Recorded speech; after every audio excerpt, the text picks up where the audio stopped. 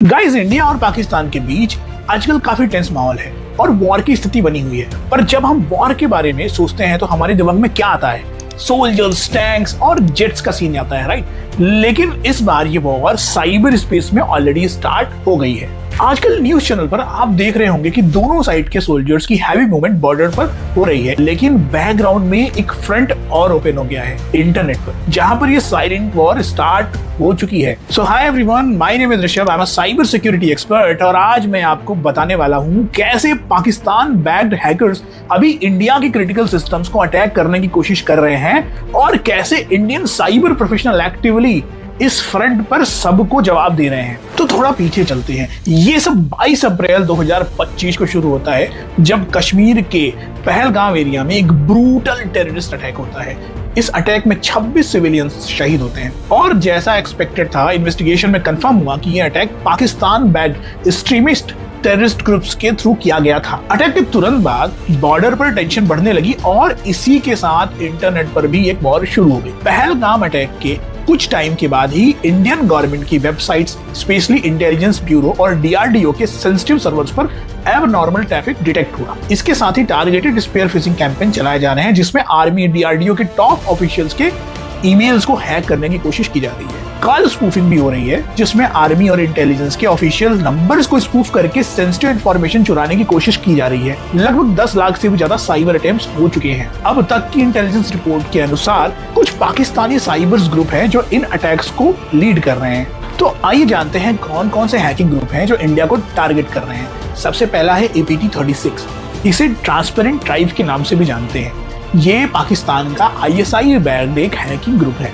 ये group spear fishing, malware जैसे कि crimson rat, fake login portal और मालवेयर अटैच्ड PDFs का यूज करके इंडियन एजेंसीज को टारगेट कर रहे हैं। Basically Indian military person, defence contractors और गवर्नमेंट ऑफिशियल्स को हैक करने की कोशिश की जा रही है। रिसेंटली इन्होंने पहलगाम थीम नाम का एक डॉक्यूमेंट बना के सिक्योरिटी ऑफिशियल्स को सेंड किया, उसमें मालवेयर अटैच करके। जैसे ही वो उस फाइल को डाउनलोड करेंगे, सिस्टम इन्फेक्ट हो सकता है। इसी तरह से एक साइबर ग्रुप है हॉक्स 1337। ये भी पाकिस्तान का एक हैकिंग ग्रुप है।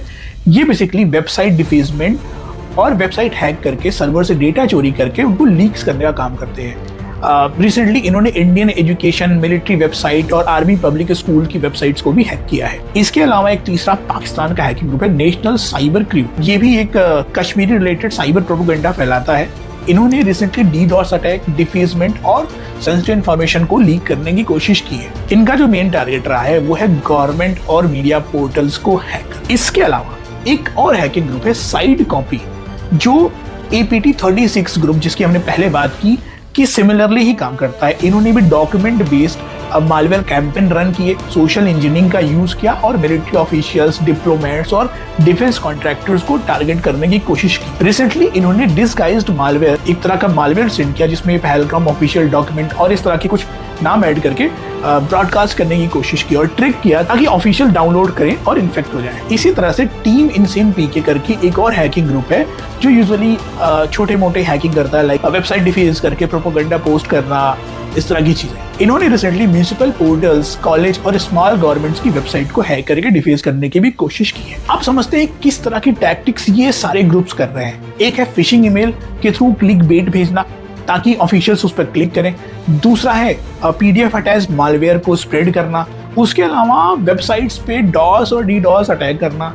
फिर वेबसाइट में लूप होल और वल्नरेबिलिटी खोज के उसको एक्सप्लॉइट करके डिफेस करके प्रोपेगेंडा वीडियोस और फोटोज को पोस्ट करना। आर्मी और पब्लिक सेक्टर्स की सेंसिटिव इंफॉर्मेशन को एक्सफिल्ट्रेट करना। तो इन अटैक्स में फेक PDF फाइल्स भेजी जा रही हैं, जिनका यूज करके स्पाईवेयर इंस्टॉल किए जा रहे हैं और रिमोट एक्सेस टूल्स के थ्रू कॉन्फिडेंशियल मिलिट्री और डिप्लोमेटिक डॉक्यूमेंट्स तक को एक्सेस करने की कोशिश की जा रही है। तो ये अटैक सिर्फ मिलिट्री तक ही लिमिटेड नहीं है। टेलीकॉम सेक्टर्स पर भी मैसिव साइबर सिक्योरिटी अटैक्स हो रहे हैं। जियो, एयरटेल और BSNL जैसे मेजर टेलीकॉम कंपनीज पर मैसिव DDoS अटैक किए जा रहे हैं। Millions of fake traffic request server पर भेजी जा रही हैं ताकि रियल यूजर्स के लिए कम्युनिकेशन नेटवर्क्स को क्रैश किया जा सके। फिलहाल इसका इम्पैक्ट लिमिटेड है। कुछ कुछ एरिया मुंबई और दिल्ली के कुछ रीजन्स में नेटवर्क स्लोडाउन को देखा गया है, लेकिन अगर ये अटैक एक्सटेंड होता है तो पूरे टेलीकॉम इंफ्रास्ट्रक्चर को इम्पैक्ट कर सकता है। इसके अलावा बैंकिंग सेक्टर भी हैकर्स के रडार पर आ गया है। ICICI, SBI और HDFC जैसे बड़े बैंक्स पर रैंसमवेयर अटैक किए जा रहे हैं। हैकर्स पेमेंट गेटवे को जाम करके ATM को डिसेबल करने की कोशिश कर रहे हैं, लेकिन सर्टिन यानी कि कंप्यूटर इमरजेंसी रिस्पांस टीम ने टाइमली एक्शन लेकर अब तक इनके बहुत सारे अटैक्स को फेल कर दिया है। सैटेलाइट कम्युनिकेशन पर भी सेट रिपोर्ट्स हुई हैं। ISRO के सैटेलाइट कम्युनिकेशन सेंटर्स पर स्पूफिंग और जैमिंग अटेम्प्ट्स किए जा रहे हैं। अगर सक्सेसफुल होता है तो सैटेलाइट से डेटा ट्रांसमिशन और सर्विलांस कैपेबिलिटीज को मेजर हिट कर सकता है। और सबसे ज्यादा अलार्मिंग चीज है कि hackers normal CCTV cameras, DVR और स्मार्ट होम डिवाइसेस को हैक करने की भी कोशिश कर रहे हैं ताकि इनडायरेक्टली पावर ग्रिड सिस्टम तक पहुंच सकें। सोचो, अगर ये सक्सेसफुल होता है तो nuclear reactors, water treatment plants और पूरा पावर ग्रिड सिस्टम शटडाउन हो सकता है और पूरा देश ब्लैकआउट में जा सकता है। पर गाइस, परेशान होने की कोई बात नहीं है कि इंडिया भी रेडी है। टेलीकॉम, बैंकिंग, हेल्थ केयर जैसे सेक्टर्स के लिए dedicated cyber defence cells activate किए जा चुके हैं। DRDO का स्पेशल साइबर वॉरफेयर डिवीजन भी फुल अलर्ट पर है। अभी दुनिया भर की नजर साउथ एशिया पर है। USA, चाइना, रशिया जैसे मेजर कंट्रीज सिचुएशन को क्लोजली मॉनिटर कर रहे हैं। साइबर एस्केलेशन का इंपैक्ट सिर्फ इंडिया और पाकिस्तान तक ही लिमिटेड नहीं रहेगा। ये पूरा ग्लोबल फाइनेंशियल सिस्टम और ग्लोबल इंटरनेट इंफ्रास्ट्रक्चर को डिस्टर्ब कर सकता है।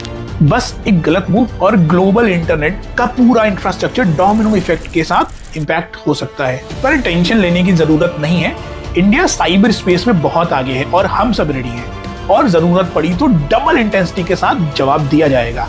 अभी के लिए सबसे इंपॉर्टेंट है कि अलर्ट रहना। Deep fake videos, fake news और प्रोपेगेंडा कैंपेन पाकिस्तान एक्टिव करने वाला है बहुत जल्दी, इसलिए किसी भी अननोन लिंक पर क्लिक ना करें और किसी भी न्यूज या मैसेज या वीडियो को बिना वेरीफाई किए ट्रस्ट नहीं करना है।